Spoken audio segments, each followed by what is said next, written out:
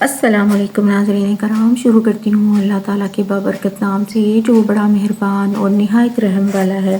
بصرہ میں ایک عابد و زاہد شخص اسماعیل رحمۃ اللہ علیہ رہا کرتے تھے۔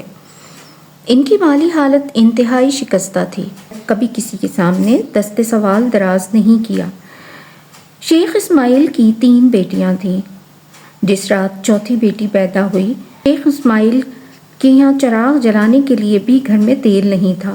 حضرت رابعہ رحمۃ اللہ علیہ کی والدہ نے شوہر سے کہا کہ وہ کسی پڑوسی سے کچھ پیسے قرض لے لیں۔ شیخ اسماعیل رحمۃ اللہ علیہ نے اپنی ذات کے لیے کبھی کسی کے آگے ہاتھ نہیں پھیلایا تھا، مگر شریک حیات نے بار بار کہا تو آپ رات کی تاریکی میں گھر سے نکل کھڑے ہوئے اور پڑوسی کے دروازے پر پہنچ کر دستک دی۔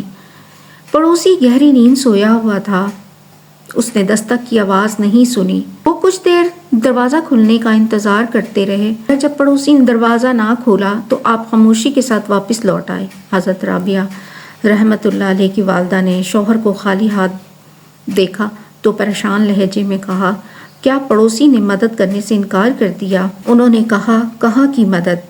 اس نے تو دروازہ نہیں کھولا۔ حضرت رابعہ رحمۃ اللہ علیہ کی والدہ نے کہا، بڑی حیرت کی بات ہے۔ جیسے انہیں شوہر کی بات پر یقین نہیں آیا۔ انہوں نے کہا، آپ کو حیرت کیوں ہے؟ جو لوگ ایک دروازے کو چھوڑ کر دوسرے دروازے پر دستک دیتے ہیں، ان کا یہی حال ہوتا ہے۔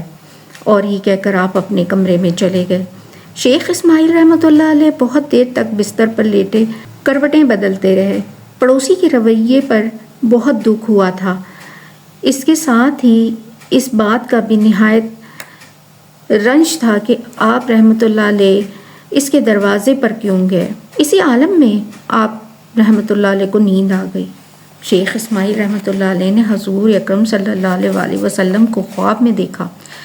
رسالت مآب صلی اللہ علیہ وآلہ وسلم فرما رہے تھے، اسماعیل اپنی بے سر و سامانی کا غم نہ کرو، تمہاری یہ بچی اپنے وقت کی بہت بڑی عارفہ ہوگی، اس کی دعاؤں سے میری امت کے بہت سے افراد بخشے جائیں گے۔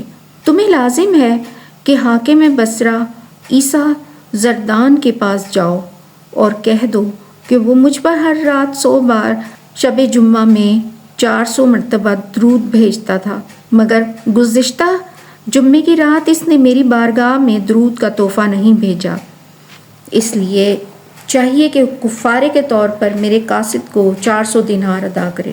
شیخ اسماعیل رحمۃ اللہ علیہ کی آنکھ کھلی تو آپ سرور کائنات صلی اللہ علیہ وآلہ وسلم کے دیدار کی لذت سے سرشار تھے۔ پھر صبح ہوتے ہی اپنا پورا خواب ایک کاغذ پر تحریر کیا اور حاکم بصرہ کے دربان کو دے دیا۔ عیسیٰ زردان اس وقت اپنے دربار میں بیٹھا ہوا تھا۔ جب شیخ اسماعیل رحمۃ اللہ علیہ کا خط دیکھا تو بے قرار ہو کر اپنی نشست پر کھڑا ہو گیا اور دربان سے مخاطب ہو کر بولا، وہ معزز اور محترم شخص کہاں ہے؟ دربان نے عرض کیا، حاکم بصرہ کے جواب کے انتظار میں محل کے دروازے پر کھڑا ہے۔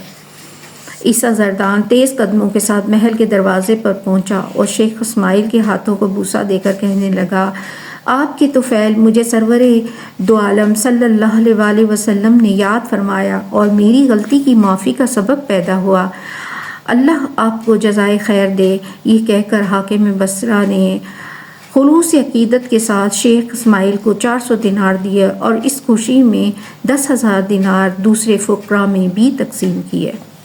حضرت رابعہ بصری رحمۃ اللہ علیہ اپنے والدین کی چوتھی اولاد تھیں، اس لیے آپ کا نام رابعہ رکھا گیا۔ عربی زبان میں رابعہ چوتھی کو کہتے ہیں۔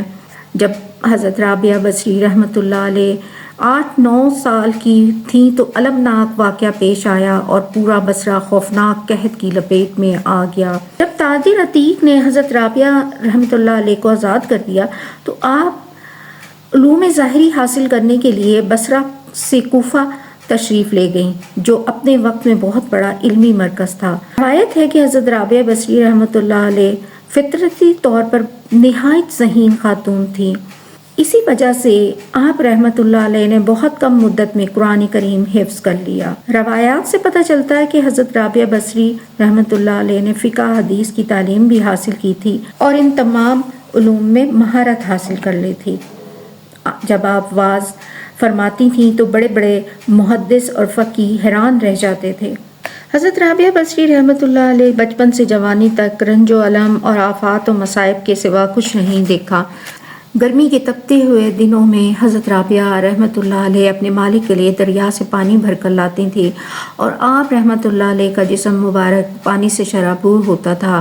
پھر سردیوں کی طویل راتیں آتیں تو حضرت رابعہ رحمۃ اللہ علیہ یک بستہ موسم میں اپنے آقا کے سامنے دست بستہ کھڑی رہتی ہیں۔ اولیاء کرام نے جو ریاستیں جوانی کے عالم میں کی تھی وہ حضرت رابعہ بصری رحمۃ اللہ علیہ نے اپنے عالم طفلی میں جبر و ستم کی زنجیروں میں جکڑے ہونے کے باوجود کی ہیں۔ حضرت رابعہ بصری رحمۃ اللہ علیہ نصف شب کے سناٹے میں اپنے خالق کے سامنے سجدہ ریز ہوتی تھیں اور بارگاہ ذوالجلال میں عذر پیش کرتی تھیں کہ دنیا والے میرے راستے کی رکاوٹ ہیں، اس لیے میں تیرے حضور میں بہت دیر سے پہنچتی ہوں۔ یہی وہ ریاضتیں ہیں جو تصوف کی بنیاد ہوتی ہیں۔